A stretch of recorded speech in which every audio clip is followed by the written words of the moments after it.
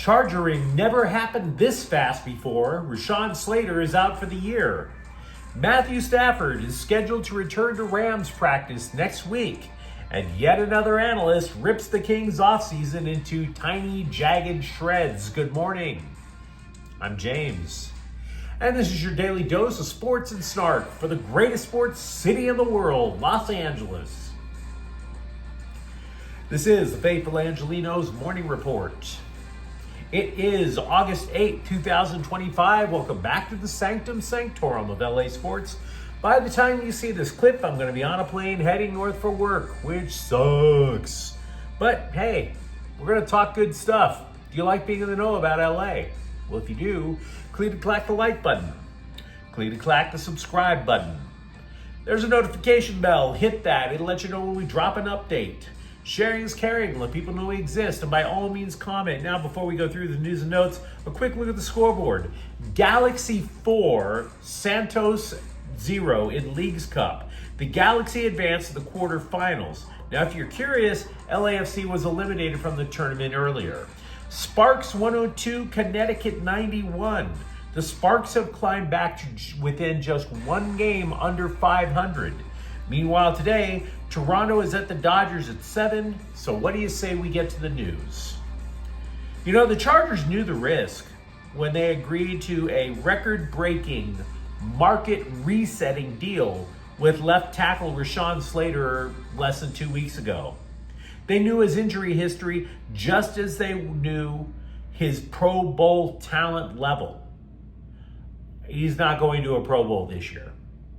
Slater's out for the year with a torn patellar tendon, and make no mistake, because we face reality on this channel, this injury puts the entire Chargers season in peril. Chargering, the name for a franchise curse about how the team gets undercut whenever they appear to be on an upward trajectory, never happened so fast. Never. Now, for those of you who have never had the pleasure, the patella is an upside-down triangle-shaped bone at the front of your knee. The tendon is what attaches that bone to both your upper and your lower leg. If it ruptures, well, that triangle starts floating around your leg. Well, Rashawn's be floating. Suddenly, Keenan Allen's first practice back with the Bolts doesn't seem like that big of a deal anymore, now does it? Even worse, nobody can tell you for sure how the hell it happened. I've read 5 different descriptions. I saw the clip. He faced a bull rush from Tuli Tuipulotu. One scribe said Slater stepped to the left and just fell to the ground. One said that he just fell back while he was retreating. One said it was contact. Now, nobody is claiming that Tuipulotu hit the knee, because he didn't. I saw the clip. He clearly didn't. But considering that Slater is a guy who has missed time with a torn bicep, pectoral issues, this literally seems like the type of injury that this guy would have, frankly. Even still, he had the Chargers over a barrel going into last year because he was in the last year of his rookie contract. When he is on the field, Slater is elite. Pro Football Focus, or PIF, rated him as the second best tackle in the NFL last year. The Chargers knew they wanted to keep him, despite the injury history. They forked over $114 million and guaranteed $92 million of it. Now, as a result, the Chargers have to use up what precious little depth that they have on the offensive line to try to make up for this. Joe Alt shifted from right tackle to left during practice. He's going to be your starting left tackle. I think that's kind of clear. Trey Pipkins then started on the right side. Now, honestly, like I said, those are your 2 starting tackles right now. But you're asking Alt, who is a second-year player, arguably your best offensive lineman, to face that level of pressure? The inner offensive line still sus. And I don't think it's an overstatement to say that every team in the AFC West has a pretty damn good pass rush. So this is trouble. This is trouble. Because you can sit there and go, well, you know, sure, I'll have alt-face Max Crosby. You could move Crosby to the other side, for example. Anything you hear about the Chargers looking to the free agent market is a joke. You remember the Rams had a problem at left tackle too, because Alaric Jackson loves him some blood clots.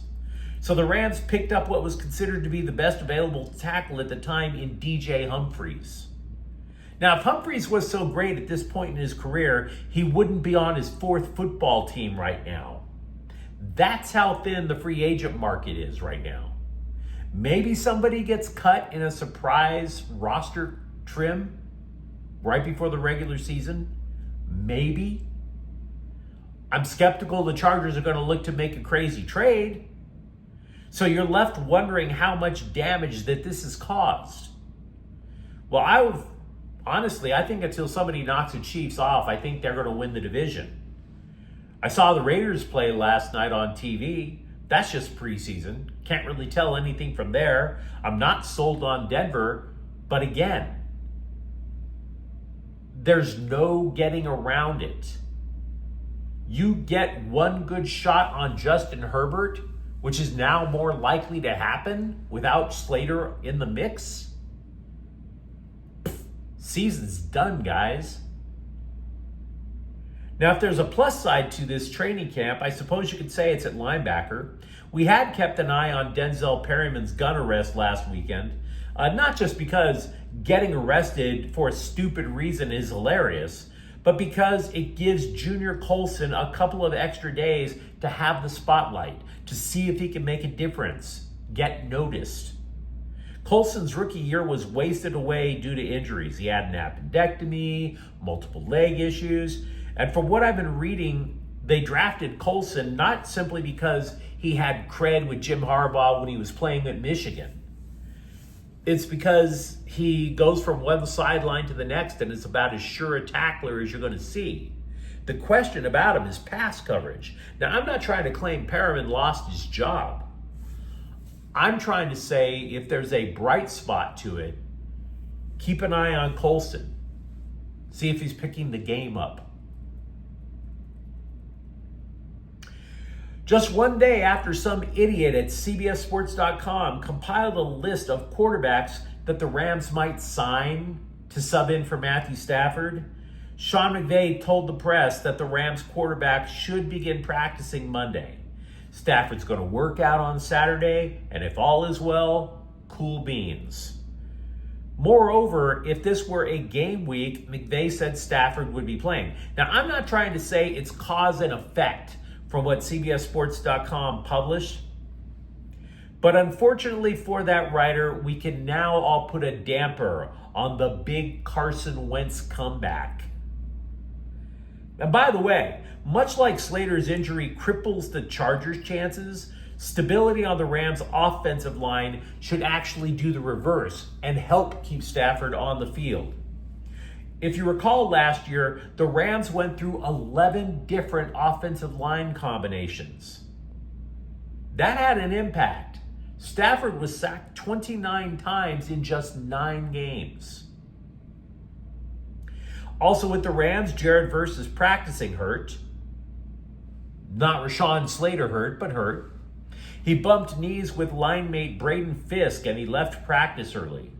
Now the reason that this is a thing is only because Verse then went to social media and claimed he was seriously injured. Then he found out people took that seriously, so he came back and said, hey guys, I'm just trolling.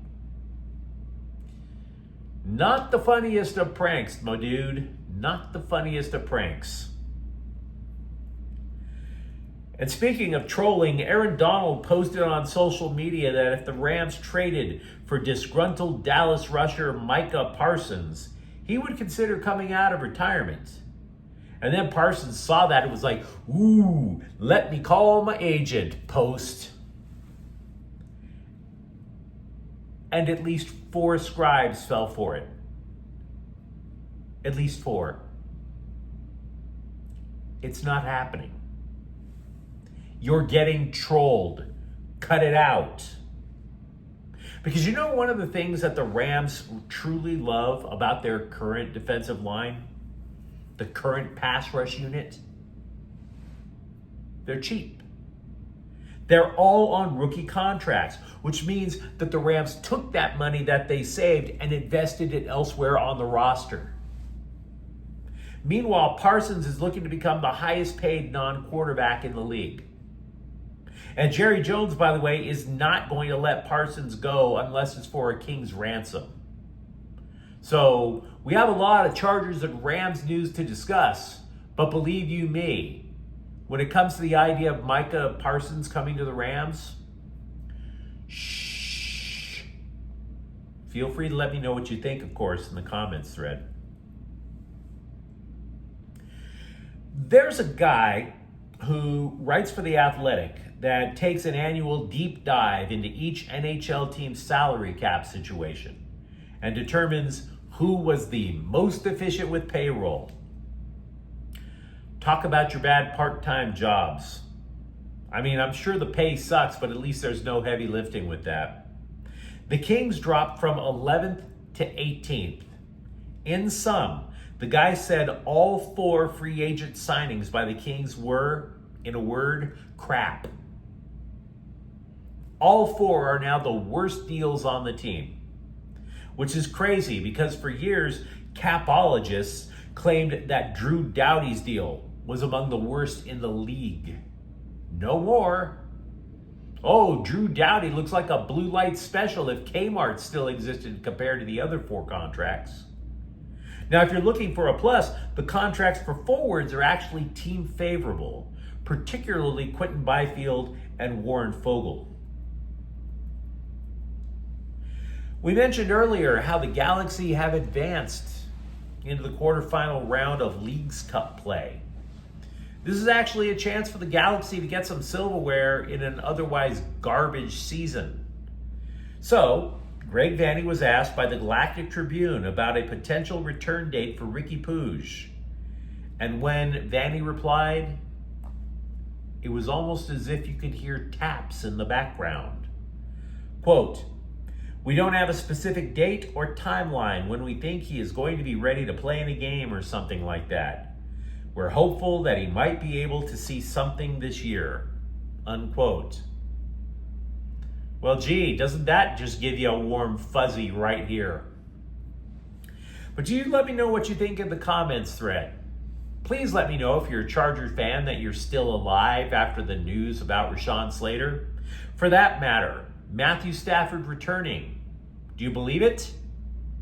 Like well-adjusted people should? And if you enjoyed the content, don't forget to subscribe to Faithful Angelenos. We're talking LA sports every single day here. Thank you for watching. I'm James, and we'll be back tomorrow. Faithful Angelenos is a Quian Corte El Queso production. Take care.